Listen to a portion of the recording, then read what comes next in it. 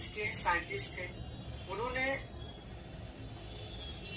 हम लोग को तो अभी तक मालूम चले गया कि दो चार्ज के बीच में अट्रैक्टिव फोर्स और रिपल्सिव फोर्स दोनों लगता है। तो वो अट्रैक्टिव फोर्स का अमाउंट कितना होगा वो कूलम्ब्स लॉ ने बताया। कूलम्ब्स लॉ का स्टेटमेंट ये था, इसका स्टेटमेंट, कूलम्ब्स लॉ का statement, Coulomb's law said that force between two charge, force between two charges is directly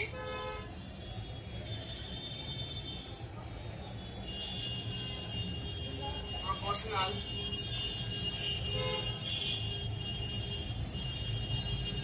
to product of two charges and inversely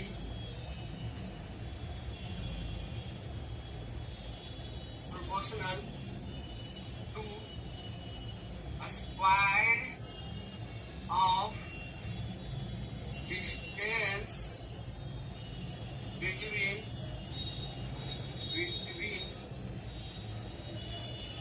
this is the clear statement of Coulomb's law. Force लगता है, हमको मालूम है attractive repulsive होता है, same charge रहेगा तो attractive, opposite charge रहेगा तो रिपल्सिव। लेकिन कितनी वैल्यू रहेगी, कैसे फाइंड आउट करेंगे उस फोर्स का वैल्यू, कूलम्ब्स लॉ ने बताया। तो according to this statement we can write directly means Q1 into Q। मतलब मान लेते हैं दो आपका Q1 है और ये जो आपका लॉ है वो पॉइंट चार्ज पर वैलिड होता है। What is the meaning of point charge? What is the meaning of point charge? Point charge कहने का मतलब हुआ ये क्या है, पॉइंट चार्ज पॉइंट होता नहीं, इसमें मास होता है, इसके ऊपर चार्ज है, ये कहीं पॉइंट नहीं होता है। तो पॉइंट चार्ज का हमारी मीनिंग समझ लेते हैं। पॉइंट चार्ज, पॉइंट चार्ज कहने का मतलब हुआ कि मान लेते हैं कि बॉडी का शेप है, इस सेकंड बॉडी है, ये पॉइंट चार्ज है नहीं, लेकिन ये डिस्टेंस आपका आर है। इफ द क्या है, ये आर का distance between two charge, distance between two charge greater नहीं, बहुत ज्यादा greater than size of charges, very greater than size of charges. Let us with respect of size of earth हमारा body को point charge मान सकते हैं। लेकिन अगर हम लोग इसको एक छोटे से पार्ट जैसे स्पेन के रिस्पेक्ट में मैं पॉइंट चार्ज नहीं हूँ, लेकिन एक अर्थ के रिस्पेक्ट में मैं एक पॉइंट चार्ज हूँ। तो point charge depend upon the difference. Point चीज इसको क्या कैसे मान सकते हैं, वो डिपेंड करता है कि आप किसके डिफरेंस में चीजों को कैलकुलेट करते हैं। तो यहाँ पर भी आपका यह बॉडी पॉइंट नहीं है, लेकिन यह दोनों चार्ज इतनी दूरी पर है जिसके रिस्पेक्ट में ये डिस्टेंस बहुत ज्यादा है। इसी कारण आपका ये दोनों बॉडी है उसको हम लोग पॉइंट चार्ज एज्यूम कर लेते हैं। तो ये मीनिंग है, कहने का मतलब कूलम्ब्स लॉ ने ये पॉइंट चार्ज का मीनिंग आपको समझ में आया ना। पॉइंट चार्ज का मतलब क्या हुआ, यह डिस्टेंस बहुत ज्यादा है, distance between charges are more than size of charges, इसी कारण इसको पॉइंट चार्ज। यह जो स्टेप कूलम्ब्स लॉ है, यह आपका कूलम्ब्स लॉ है, वो आपका सिर्फ पॉइंट चार्ज के लिए वैलिड है। और सेकंड आपका वैलिड है, आपका सेकंड आपका when the charge in rest or valid of Coulomb's law. Charge in rest, charge किसमें होता है, रेस्ट होना चाहिए। और सेकंड आपका पॉइंट चार्ज के लिए चार्ज इन रेस्ट का पॉइंट चार्ज के लिए। तो कूलम्ब्स लॉ क्या बोला, force is directly proportional to product of two charges और inversely proportional to distance one मानते हैं, इसको सेकंड मानते हैं, from 1 and 2।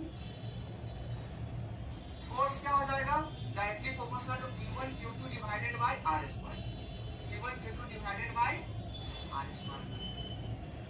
If you remove this directly proportion, we get one constant value.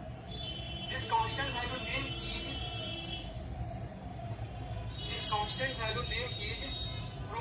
proportionality constant, या इसी को हम लोग रिलेटिव परमिटिविटी भी बोलते हैं। ये को हम लोग रिलेटिव परमिटिविटी भी बोलते हैं या प्रोपोर्शनलिटी कांस्टेंट भी बोलते हैं, और इसको डाइलेक्ट्रिक कांस्टेंट भी बोलते हैं। तो रिलेटिव परमिटिविटी भी बोलते हैं इसको, या रिलेटिव परमिटिविटी।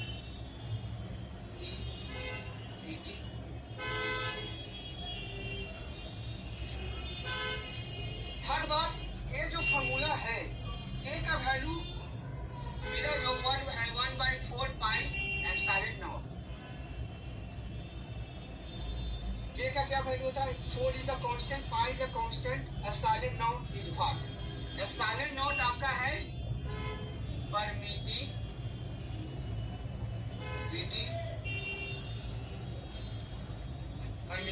क्या हो गया आपका, कांस्टेंट हो गया।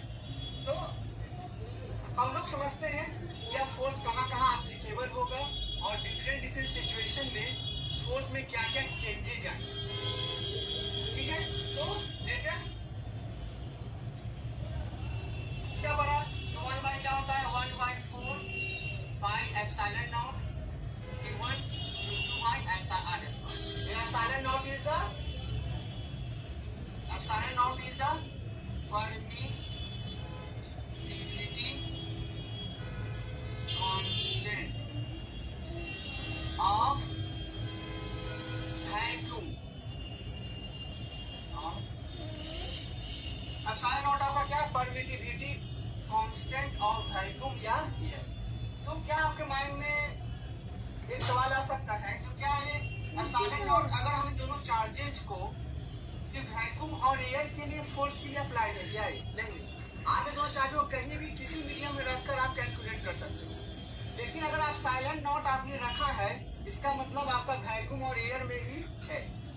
तो क्या सिर्फ वैक्यूम एयर में ये फोर्स कैलकुलेट होगा क्या, नहीं, कहीं भी कैलकुलेट होगा, उसमें कुछ चेंजेज आएंगे। लेकिन फर्स्ट ऑफ ऑल देखते हैं एप्सिलॉन नॉट। ठीक है, यूनिट ऑफ, इसको लिख सकते हैं 1/4।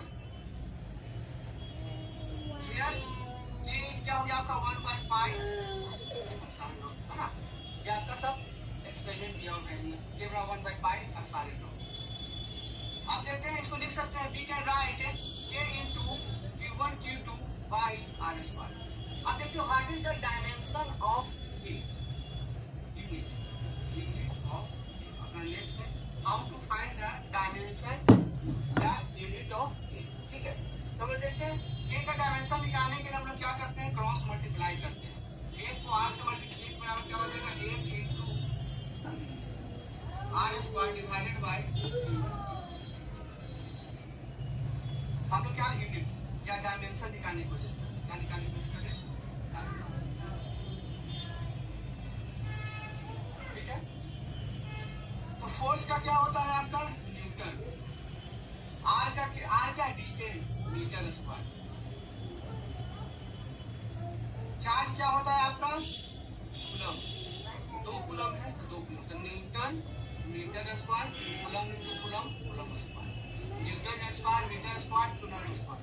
ये आपका क्या हो गया, यूनिट ऑफ, है ना। डायमेंशन के निकालने के लिए आपको इसको पहले मास इंटू एक्सीलरेशन में ब्रेक करना पड़ेगा, क्योंकि मास का वैल्यू क्या हो जाएगा आपका केजी, है ना, केजी है मास, एम से डिनोट करते हैं। एक्सीलरेशन को फिर वेलोसिटी टर्म से करके इसका डायमेंशन निकाल सकते हैं, लेकिन यूनिट आपका ये निकल गया, ये यूनिट ऑफ ए हो गया। ठीक है, उसी तरह से यूनिट ऑफ एप्सिलॉन नॉट क्या होगा, यहाँ से देखिए, we can write epsilon naught is equal to